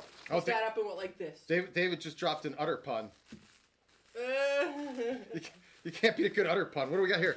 I think he's just sad that he doesn't get to have the cookies. Dark chocolate jalapeno? Hold up. You might not get any of this one. So, for anyone that doesn't know, Wait, what did you just say? I'm not getting it. dark chocolate Oh, is my absolute favorite, and I put jalapenos on everything. Everything. Oh, look, you can see the little... There's real chunks of show that, jalapeno don't in there. show me. Oh, I'm biting on this side. You could have just taken half of it and given me half, but no, you're just gonna bite it up. That is good in a way I've never experienced or tasted before. Oh. Holy crap! Jalapeno and dark chocolate? That's freaking awesome. Oh, good. Do we need to go any further? I'm good Definitely here. tell the jalapeno is The jalapeno's not the hot though. hotness works really well for. It's just a little. You can tell there's It's like the jalapeno in it, but it's not. accent to it because it makes the dark chocolate not taste bitter. Oh wow! Oh, the aftertaste is. Wow! The heat's coming a little later. Wasn't expecting the Oh yeah, late Morgan. heat. She loves Bear. Bear loves her. Bear would love to have Siobhan down here. He would give her so many kisses. Oh my gosh. Siobhan, that was a Holy wow. That was give those to me. a brilliant decision to pull that wild card out. That's a good one. All right.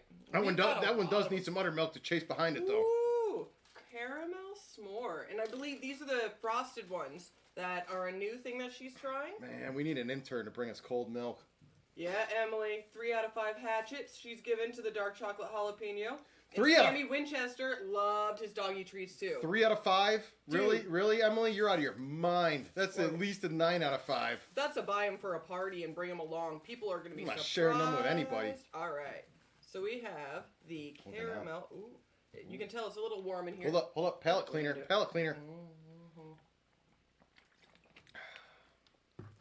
Milk is so good. I love milk. All right. Oh, yeah, here. Ooh. I'm just going to show the camera how Did pretty you this see one that? is. Like, ooh, Okay, caramel. I don't know if you guys can see this, but there's a little pocket of the caramel right in the middle of this bad boy. Yeah, it like,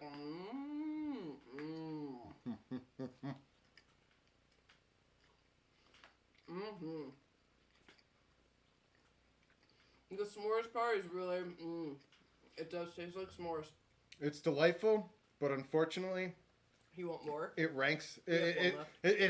It was a tough Saving follow up. one for later. It's like going on stage after Chris Rock just killed the audience with his best stand up yet, or Daniel Tosh just No, wait, that one was spicy. lit This the one room is- up, and now the caramel is perfect. Now I gotta come on I don't know stage? how you did it to get it exactly like that, but it's not gooey and it's not hard, or like it's. You just stomped down my review. Oh, big time, because you don't like it as much, and I. No, don't I didn't like say it. that. Apparently, the jalapeno's gonna win no matter what. I was trying to give my review by stating that when you follow up on stage a Hall of Famer, it doesn't matter how damn good it is, it's going to be pale in comparison. And that was a delightful cookie, but it had a tough act to follow. All right, let's try a strawberry peanut butter and jelly one. Strawberries being my favorite fruit. Is it? They are. Which is funny, because I always buy strawberries and then they just sit there in the fridge. Yeah, because how is that your favorite fruit? Because I like strawberries in stuff. Like, in a peanut butter and jelly cookie. Alright, peanut butter and jelly cookie. It is a little softer, but that kind of makes sense. I'm going first. Okay, you go first then, baby. You enjoy first. Little display here, a little cookie. Peanut buttery? Jelly? How does it taste? It does kind of taste like a peanut butter and jelly sandwich with a little extra fruit in it. It does. Yeah. That's amazing. I don't know how you know how to do that. Yeah, I don't even know. Like the jelly must be cooked in there because the whole thing looks like a peanut butter cookie. And it kind of has the texture like peanut butter, but like a soft peanut butter and jelly sandwich without crusts. Some of this utter milk. I'm utterly desperate right now for milk. Burying the hatchet is totally where you guys, if you're going to be getting cookies at any point, screw going to the store. This is totally worth it. Way better. You want to set some fireworks off in your mouth? Give them a good subscribe. Oh, Emily didn't get one of those. It's super good. Tough break, super Emily. Good. But if you want to come on over, hop on a flight, and we'll save you the one cookie that we have left over, and we'll share it. That's not happening. Oh, Chris, you are just so mean. All right. We are going to go with... Every man for themselves when it comes to cookies. So she's got a whole spin on this that I think will surprise you. We have bacon blueberry oatmeal. I heard bacon. Yeah. I don't really dance with the blueberries too often. Barry's sitting over here just begging. As long as we're cutting the blueberries with bacon, I'm in. And what was the third word in there? Was that blueberry bacon oatmeal? Yep. Bacon blueberry oatmeal, which means there's more bacon than there is blueberry. Yeah, and there's a piece of bacon right on top. There's a piece of bacon right on top. I'm totally getting that. I know you're taking smaller bites now. I'm getting full. I need big ass cookies. How many cookies do you think I can put down here? I've seen you put down a lot of cookies. Am I right? If David's lucky, he may or may not get a cookie or two tomorrow. Depends if there's anything left. Siobhan, Wyatt wants to know, do you do the doggy treats too, or is it just mainly the cookies? I think I would just go for a bacon oatmeal cookie. I'm not a big blueberry guy. You know, I don't think the blueberry is overwhelming, but I think it's a good added texture to it. Like, it's just a little bit of sweetness, but not too much. But the bacon is surprisingly good. I don't. And I'm only a fan of bacon when it's super, super, super crispy. Like burnt. I like it burnt.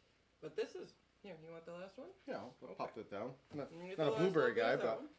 But it's not too much blueberry, is it? And he really isn't a blueberry guy, but I like you to notice he just took a second serving, which means damn good. Because there's bacon in it. I hope you took a little drip. Siobhan does do the puppy treats too. So, here, let me put this back up. Can I say my little thing now about the cookie I'm still eating? Alright, you go ahead. Siobhan, I'm imagining that when you made this particular cookie, you also dribbled a little bit of the bacon grease into the batter. Alright, there is another bacon one in here. Do you want to do the other bacon one right away, or you want to We got switch it up? Evil, our latest subscriber, who we got to give... We've got to honor. We can't not respond to our newest subscriber. He wants to know what happened to Bear, or they want to know what happened to Bear. They want to know how Bear is doing. Bear is doing better. He should be getting the stitches out this week, and that means he can finally have the cone off. Evil wasn't here for the Bear episode, so he's not sure what happened. Oh, Bear got ambushed by a black German Shepherd that got out of its yard and decided it wanted to go and throat attack Bear. Andrea, and freaking Bear's hero for life, David Stay, freaking triple teamed on him, dropping them motherfucking bees on that freaking German Shepherd, trying to get that dude off of him, and I kicking everything we could to save Bear. Like, he literally had Bear's throat in his mouth, and when we pulled him out, the last gasp of trying to get the Bear, he got his ear caught in his mouth, and he shredded his ear right in half, and had to get the whole damn thing stitched up. So Bear's got about another week left of the Cone of Shame. It'll be out this week. By Friday at the absolute latest, and then he can have the cone off, but he's gonna have the scars. Yeah, he's got to grow his hair back. He looks like a monk now with the buzzed ear. They had to shave it so that they could make sure it was everything they needed. I was gonna try and lift him up, but He doesn't want to be lifted. He wants just food. You want any more details than that? You're gonna have to go into the archives and listen to the Gratcast. Last week, I think, David Stays, one of his shows, he got into it the very next day because he was on our show, and then the attack happened after that show, and he got into it on his show the next night. All right, we're gonna have a change up before we do the next bacon one. Ooh, we have lime. I got bacon basil. burps. Lime basil, baby. This will be a nice, refreshing boy. palate. We're heading out of my comfort zone here. What are you talking about? And the lime, it's a little too close to Oh, cilantro for me. I mean, I'm so whatever she makes, I'm gonna give it a full shot here. It's not a cilantro flavor. Because lime and cilantro, and they all kind of come hand in hand together. All right, there we go. I was gonna say I'm gonna ask you to go ahead and bulldog this in a second. Morgan thinks you should pump another treat down Bear's throat there. I want him to stand up and do it, but he won't come over closer. He just give it to me. We're trying to enforce Bear on a diet. He got fat shamed at the vet. He did get fat shamed. So it was like a year or so ago when he had his shots done last, and at that time he weighed almost 50 pounds, a little under. So the vet, when we brought him in for the ear thing, is all, how much do you think he weighs? And we're like, I don't know, like 50 pounds? Looks at him all weird. He's like, put him on the scale. Bear weighs 67 pounds. And he totally was like, yeah, that's a little much for that size dog. He's sitting over here waiting for honestly, a handout. That one tastes a little bit like there's these lemon cookies These are lime. my grandma used to make. Well, I guess limes and lemons are close together. It tastes kind of like that. That's actually way better than I thought it was gonna be. No, if I take seconds on these cookies, I'm not gonna be able to do any more cookies. That's refreshing. Speaking of refreshing, we got a little palate cleanse coming here. What else we got? Still very moist, but you got a lot of fruit. I'm pulling the next one out. Okay. Uh-oh. We got another dark chocolate. Dark chocolate and salted caramel. Can't go wrong with dark chocolate. Bear, I would love to give you another one, but you have to stand up. And I don't think you want to do that. Me and this guy. Oh, palate cleanser. One in. Yeah, Emily agrees. Lime basil. Yeah, 5 out of 5 hatchets. Yeah, it is. Yeah, it's a good thing really it's a good thing he's thick because that literally saved his neck. That was her favorite. Look, little dollops of the caramel. Aww. I like the artistic touch. Very cool. Here's another thing. Chris is not a huge fan of caramel. No. He's not a big fan of a lot of things. I don't like gooey things. You followed up with dark chocolate and you got me But you interested. like peanut butter and that's gooey. It's not gooey in the same way. Like peanut butter you can wipe off your hands. Gooey, true gooey, your hands are sticky. Like, see, my hand's still sticky from the caramel. That's gooey. But these are good. These are like brownies almost. Yeah, the dark chocolate on that is freaking fantastic. They need some jalapeno, so. Oh, it's getting warmer. Yeah, it does that as time goes on. Uh-oh, getting down to the bottom of the barrel here. You ready for another bacon? Here, I'm finishing off this one. We might have hit the home run here. Say it aloud, buddy. That's bourbon bacon.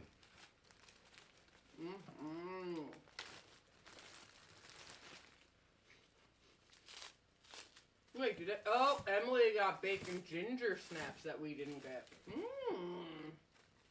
Yeah, well, we got bourbon bacon, so there's that.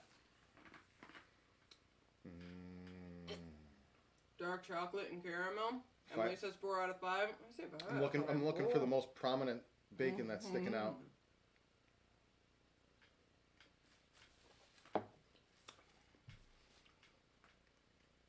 So I'm guessing there are more flavors than the ones that she gave. Yeah. Are they on the website? On your website for people to be able to look and see all of it, or can they just come up with crazy ideas for what they think might taste good, or what, do you have like specials? The bourbon flavor increases as you chew.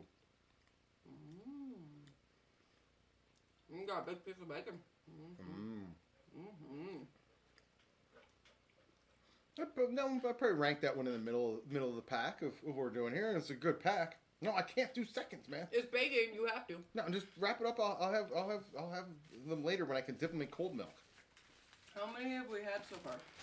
We've got 3, 4, 5, 6, we've got 7, 2 left. 8. Wow. We've got finger limes. Fingerlings. Fingerlings. I don't know what those are, but they look like little. Get one for you and one for me. Oh, thank you. They look like little jalapenos. Little jalapeno. You eat it first, because if it is a little jalapeno, I'm gonna take the fatter one. I don't even know. Freaking cute. I don't even know what to expect. I think from these this are guy. real. I see a little green thing on them. What? Siobhan? What? Okay, so there are lots of different kinds on her website, but she does come up with new ones weekly. Ooh. And you can also make your own combo too. Sounds like she takes custom orders. All right, you try it first. Should we ask her ahead of time what these things are? No, I think that's part of the fun. Are we supposed to just eat it? Do it. Entertain us. I want to see your reaction. Is there a peel on this thing? It looks like there might be do I gotta peel it? No. It's kind of like a nut. No, you eat it. All right, here we go. Oh boy! What is it? It's like a baby lime. I don't think I was supposed to do that. Was he supposed to do that? Cut them open and eat the caviar. Oh, they're ginger limes. We're totally. Haha, I'm glad I didn't do it first. You're not supposed to eat the skin. You're not supposed to eat the skin? No. They're holy shit. They're strong. I wanna crack it. Woo! I wanna try. It's they're interesting. The texture's fun. Oh, that's so cool. I don't know if you guys can see this, but look, there's like little eggs. Yeah, pop that shit in. Ooh. Ooh, that'll pucker you up. I like that. I like that a lot. That's fun. Where do you get these? We should have saved these guys for last. That would have been a great closer. All right. Mm-hmm. Last one. We should have been having these in between each one. Lemon thyme. Yeah, that's a palate cleanser. Oh right? my gosh, there's a ton of these little. That is totally like that. Oh. I like them. I don't even know where you'd find these things in the wild. I never even saw them before.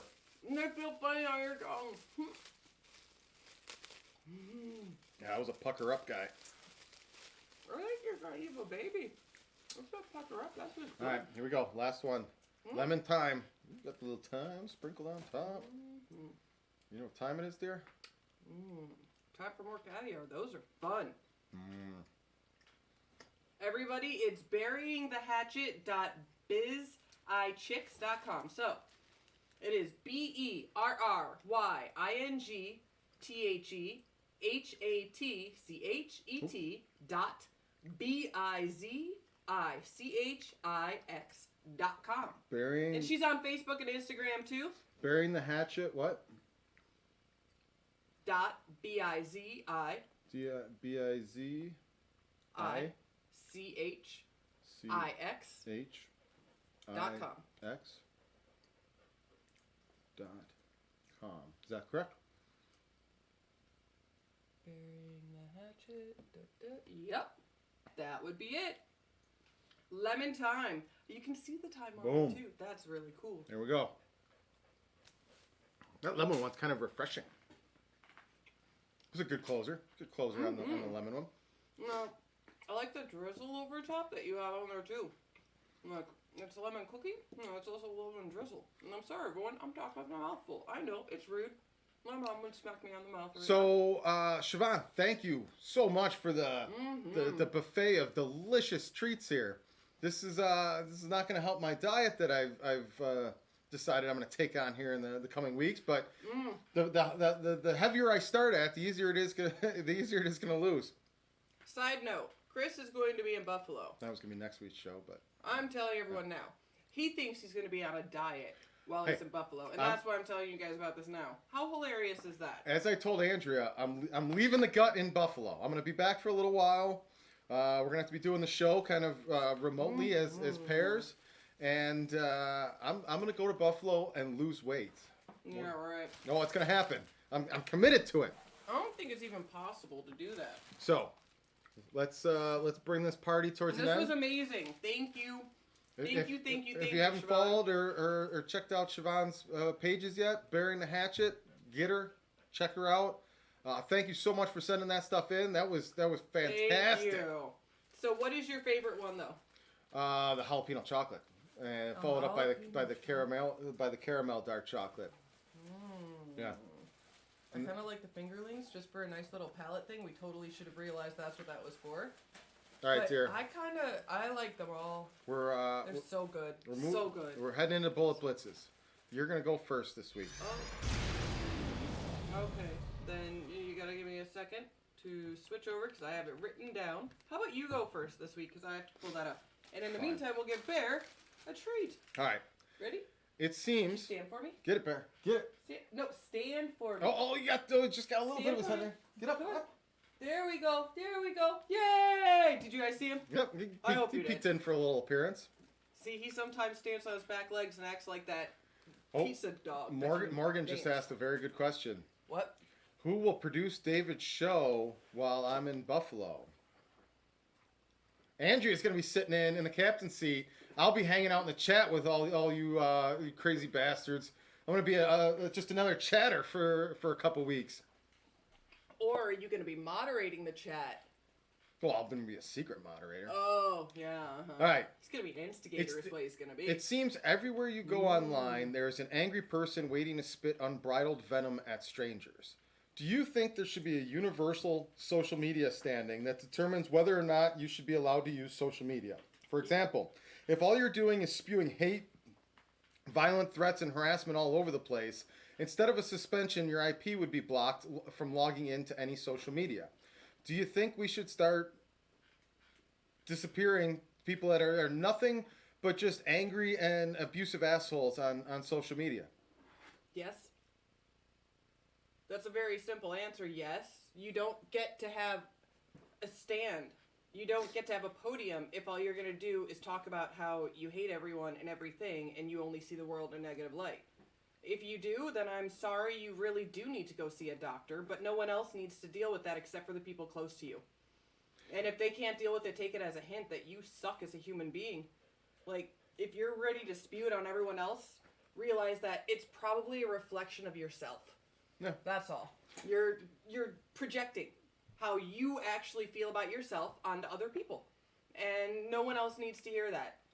No one is your mom. No one else. It's no one's fault that you're born. So don't take it out on that jar. So here's the thing. So China has this social standard, which is not. Oh. This is not what I'm talking about at all. Where your entire ability to move throughout society is based on your social ranking. I mean, like the Black Mirror episode of if you're below a 4.3, you can't rent a car. Absolutely not. That's not what I'm arguing for here in any way, shape, or form. You're following your social media standing should not follow you into the public real world and realm. But so Morgan says no, your First Amendment can't start being infringed upon. Let's be clear on this, Morgan. Your use of somebody else's platform has nothing to do with your First Amendment rights. It's their property. You're more than welcome to walk out to the end of your driveway and spew your shit and say your dumb shit into the wind all you want, and nothing should happen to you for that. But there is no way that everybody else should have to deal with and listen to nothing that's just toxic hostility and negativity on social media, and that's all you do with it and use it for. If you're just a harassing troll that tells people kill yourself and all this other stuff, no, you shouldn't have that. It's like saying you're allowed to bully other kids in school because you have the freedom to say whatever you want to whoever you want, whenever you want, without any consequences. No, even bullies in school get sent to the principal's office. They get kicked out of school. So you don't get to participate in the same platform as everyone else when you're making everyone else feel like shit. Because you're not welcome. You don't get to go to the party. Here's an argument that people make all the time, and I 1,000% don't agree with it at all. You don't have a First Amendment right when you're on somebody else's platform. They control what happens and what is said and what is spoken on their platform. For example, if I wanted to start Christians only Facebook version of Facebook and it's Christians only, and I want to kick anybody off there that says yay Satan, that's my Christians only website. I own that. I have precedence there. The First Amendment right doesn't protect your ability to be an asshole on my private property. That's not how that works. And First Amendment right doesn't mean there shouldn't be consequences for acting like an asshole. So you want to say something horrible and stupid and push people to kill themselves and all of that type of stuff, you should absolutely be held accountable for that type of behavior. Morgan does have the very good argument that almost every platform uses. You have the option to mute or block someone. You do. You do, but how many people does it take to have you be muted or blocked from before they realize you're the problem, though? That your existence on that platform is making the experience for every other user less than it was intended to be by the creators. If the creators deem that someone is ruining, if I make a sandcastle and everyone's around enjoying it, but someone comes over and kicks it over because they think it'll get whatever rise they want, does that mean that I have to let them? No, I should be allowed to say, you're done, dude, I don't like what you do. But you'll notice that no platform is really doing that. Twitter doesn't do that. Facebook doesn't do that. Instagram kind of does it, but not really. It's only when it gets enough of a stir kind of thing. So some of these platforms are starting to actively censor people on their political opinions and views and things like that. And that is not what I'm arguing for in any way, shape, or form. But again, if Jack from Twitter decides he's a full-on lefty extremist or a righty extremist and he's going to get rid of the whole other side, he's got the right to do so. It's his platform. It's his ability. Now, where this comes into, this is where the fair market should hold people accountable and consequences. Like the bakery that Morgan's referring to. If you're running a small mom and pop business and you're turning away business because you don't agree with their political views, then I hope you go bankrupt. I hope you go out of business because you're picking and choosing who your customers are. You shouldn't really give a shit who your customers are. You need the money, you need the cash, turn that shit over. But if enough people are like, okay, you don't want my kind here, we're not going to go here anymore, and your business fails because you decided your political position was more important than turning over customers and just shutting the fuck up and delivering the service that your business exists, then that's your personal accountability that you should have to deal with and the consequences that you suffer. But I'm just talking about sheer negativity, sheer people that the only thing they use social media for is to lash out, tell other people how much they hate them, tell people to kill themselves, tell people that they're going to hurt other people and do all this other damage and all of that. Why should you have a private platform to spew that shit and nonsense all over the world? You want to go start your own social media platform that's called We Hate Everybody? Fine, go see who uses that. See who wants to play around on that cesspool, and you've got all the free speech in the world. You have the free speech to say whatever the hell you want on your platform. You don't have the free speech to carry your toxic cesspool of nonsense everywhere you go onto other people's platforms. Hey, Morgan, I see what you're saying, how it is a very slippery slope, and it is. It incredibly is. But when you say you give people power over you, when you react to it, when you get upset about it. But what about the people who make violent threats? You can't just brush that off. Because when it happens, when they follow through with it, you were given the warning. And you chose to pretend that someone is just making it up. They just want attention. When half the time, someone means what they say. Not all the time, but half the time, they would do something to someone if they could because they're so upset. Even if it has nothing to do with them. People nowadays, just like us getting worked up right now, if someone were to say, I don't like what you're saying, I'm going to fucking kill you, and they put that up there, I'm going to take it seriously. Because when you threaten violence, it isn't a slippery slope. They've already jumped down the slope. They're already in the mud pit. Let me give a perfect microcosm here that'll help the macrocosm. Now, so as Morgan said, you get to the point of who decides who is good and who is bad. If you're in a private forum, you're in a private platform, you're in a private situation, whoever owns that private situation decides. That's what it comes down to. I'll give you a perfect example. This is a Gratcast show. We bring somebody onto the show, whether it's remotely or in studio, and all they're saying is horrible, nasty, ignorant, volatile shit. I have every right to tell you to get the fuck off my show. Literally get the fuck off my show. I'm not giving you my platform to do that shit. So now if Gratcast becomes this huge giant thing that everybody likes to come on and talk to and all of that, I'm not imposing on your First Amendment rights because I told you to get the fuck off my show. So if Gratcast evolves to a social media platform, that's just a bigger private space. It's a bigger private space with more people, but at the end of the day, it's my private space. If you're saying things that I don't want said on that platform, I have every right to shut that shit down.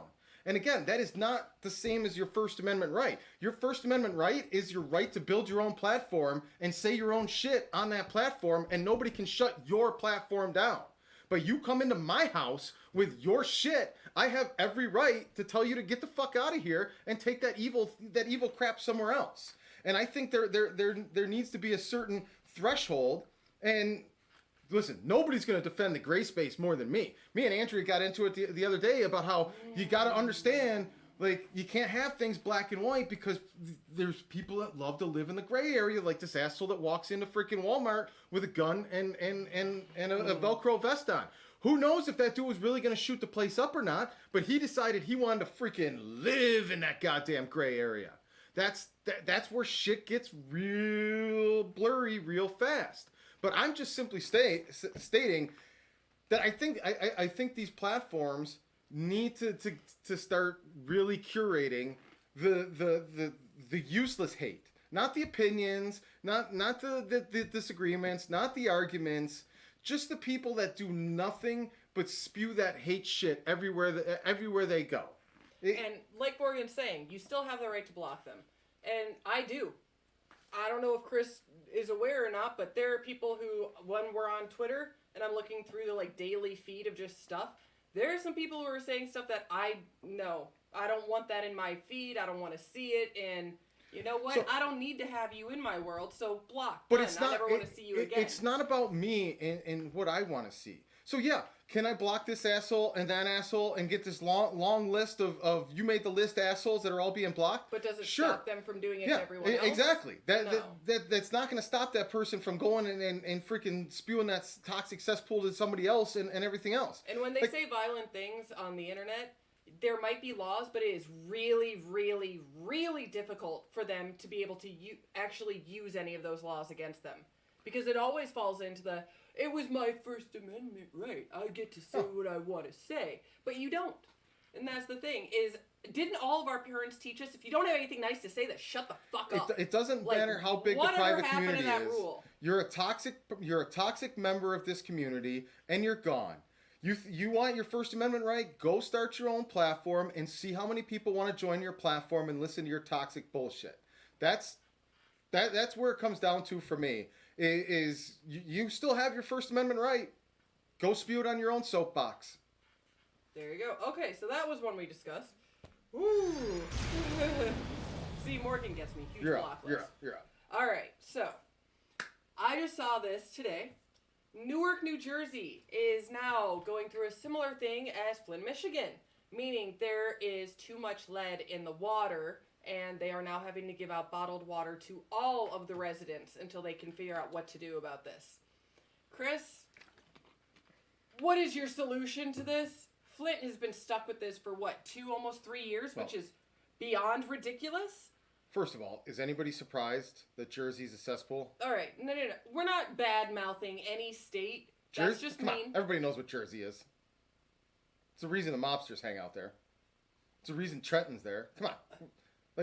I'm sorry if anyone lives in Jersey. That's incredibly rude of him to be. Anyone that lives in Jersey is going to tell you. You don't live there. You don't know. They call Jersey the armpit of the country for a reason. It's where all of New York City's landfills are. It's a dump. I'm not surprised that shit's bleeding. I'm asking, what's your solution? I'm not surprised that all those landfills are bleeding into the water supply. Doesn't shock me in the least bit. It's there's lead in the water. The filtration system that they have set up is not working. My solution is the same as it is for all the potholes in all the land. Let's start getting rid of all of these unaccounted for, undocumented, unfollowed, unresearched, no oversight black budget programs. And let's start putting some money back into good old-fashioned American infrastructure. A lot of this country was built 100 fucking years ago. Another big chunk of the country was built about 70 years ago, and it's going to be it's all rotting and obsolete and corrupt and falling apart. I'll give you a perfect example. California, we had the water wars. We had drought all going on. Everybody in California has to start cutting back the water. You can only take 5-minute showers. We got water problems all over the place. All these problems. You know what they put in the same article talking about how we all got to cut back on our water stuff? That the infrastructure in Los Angeles is so freaking old, decrepit, and falling apart that they lose more water through leaks than they actually deliver to public usage in a year. Me cutting back my shower ain't gonna fix the fucking problem. You sealing up the leaks, that's gonna fix the damn problem. We're losing twice as much water as we're using to faulty piping and leaks and shit. But I gotta cut my shower back? That's gonna solve the problems? Meanwhile, freaking Johnny Hollywood is over there in his 6 mansion with the freaking sprinklers going nonstop. I drive down the damn road and the median's got sprinklers in it, and the sprinklers are shooting into the road. It's just all into the road. But I'm the problem with the water. Yeah, no. So what's your solution? Take the black budget money and put that shit back into good old-fashioned American infrastructure. Like, shit. Oh, you guys can't play Dark Warrior Soldiers anymore? I'm real sorry to hear that. Cut their budget in half. I don't know, but this is just, it pisses me off when people start targeting the benefits programs. Let's go after the poor people and their food stamps. Really? Take away the food from people that have nothing and see how long it's going to be before they come from you then. And oh, by the way, those food stamps that everybody looks at and wants to attack so bad, and all those benefit programs, that maybe cost you like 7 cents a paycheck for everybody, all of that stuff, tiny micro fractions. You don't even want to know how much of every one of your paychecks is going into the abyss that's known as black budget programs. But no, again, we're not going to talk about any of that stuff. We're not going to point the finger where it actually matters and makes a difference. The black budget programs are literally the physical version of the leaky water pipes, where you're losing more money into the abyss of the ground from the leaking pipes than you're actually delivering to actionable steps. So you ever seen that Stella commercial? I believe it's the Stella one with Matt Damon, where he's talking about how Stella's making water for Africa and places where there is no water, and it's all the purity, and he goes over to a low faucet and everything. I don't know why we're not utilizing that in the cities that need help. Like, it's being sent to Africa and Middle East, everywhere that needs water, and we don't use it ourselves. Oh, even better. Like, wouldn't that be an easy thing for the city or the governor or the mayor to get a hold of them and be like, hey, we've got a certain amount of money that we get each year for taxes. We'd like some help. Even better, I've seen they've got billboards in places like Africa that are severely drought ridden and all of that. And the billboard is designed to collect and take moisture out of the atmosphere. And it comes down the tube, and the post you mean like on The Martian? The post that the billboard's held up by, that all stores water, and there's a little spigot at the bottom, and they just come in with their jugs and they can fill it up, and it literally takes the water out of the atmosphere. I think those should be in every park or every area that struggles with water supplies. But like, so Africa's got billboards that collect water. We've got laws that tell you can't collect your own rainwater, even to water your own plants or your own garden or anything. It's illegal to collect your rainwater in a lot of states. That's insane. No. It's absolutely insane. Yeah, there's one of two reasons for that. One, because the greedy assholes don't want you taking free water out of the environment. Or two, because they know how polluted and toxic the freaking water that comes out of the air would be because of all the pollution they're putting into the air. That freaking they've got to stop you from putting that into your own system. All right, Chris. All right. Nice solution. Yes. Now, my last bullet blitz was going to be the button for the night, but you made me go first, so it's not. Do you want me to go again? I have a visual aid for my bullet blitz. So there's a big hubbubbub going on in Manhattan Beach. That's why I'm pointing right here. There's a big hubbubbub going on in Manhattan Beach because all the neighbors are upset. They got emojis on their house. It's an eyesore. I can't stand emojis on their house. My question to you, dear, is should there be laws and restrictions on how you paint your house and what your house looks like? If you choose to live in a gated community where they have rules like that, like these asinine Nazi homeowners associations? Exactly. If that is where you choose to live, then you've already decided that that's something that matters to you. This place is on a random street in Manhattan Beach. In fact, it's an Airbnb. That's what it is. They use it as an Airbnb the whole time. And that's part of the charm, is the emoji house. That's exactly. their You're shtick. Down by the beach, you're having fun. Because every Airbnb has to have a shtick. Well, I don't think that should be something that you get to decide. unfortunately in California, that's a very popular thing, is when celebrities get houses and they decide that they're going to have a certain kind of mural, which some people call graffiti. Chris Brown got busted for that shit too. His neighbors flipped out that he was painting cartoon characters and stuff on his house. Because they call it graffiti. And there also needs to be a definition of what graffiti is as opposed to what art is, which is also a very fine line. So should someone else be able to tell you how you do it? If it's not going to physically hurt anyone, if it's not going to mentally hurt anyone, you're not writing "go home" and then a racial slur or saying "sluts come here," anything like that, which, that was kind of a pun. But if it doesn't offend or hurt anyone, what is the frickin' problem? Seriously, you're upset with smiley googly eyes? So to me, this is your First Amendment right now. It's my house. Your property. It's my property. Whatever makes me happy on how I paint it. If I want to paint it neon green, so be it. Whatever. This is the shit where the First Amendment needs to be protected. Policing private property is absolute bullshit unless there's a safety hazard or a zoning violation or something like that. But freaking a couple emoji smiley faces on the house, really? Yeah, their excuse was, well, what's going to stop them from doing the poop one? Really? Yeah. Really? And what is going to stop them from doing? As soon as I heard that, I put the poop one right on my freaking garage door. Does it really hurt you? There's a brown pile. Tell yourself it's pudding. See, even Morgan said it's pretty cool looking, right? Tell yourself that's a pudding emoji. And if they didn't have it painted like that, it would look like anywhere else in LA, kind of crappy, kind of. All right, dear. We got less than 4 minutes in this episode. Well, my last one is going to be hopefully pretty easy. All right. The movie The Hunt.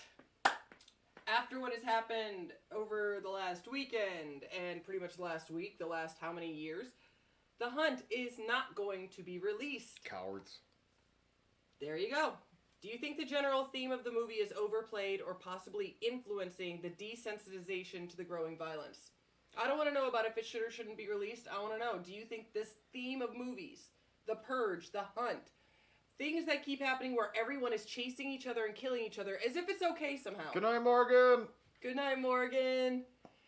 Do you think, I'll catch you on Tuesday too, do you think that this kind of theme of movie is part of the problem?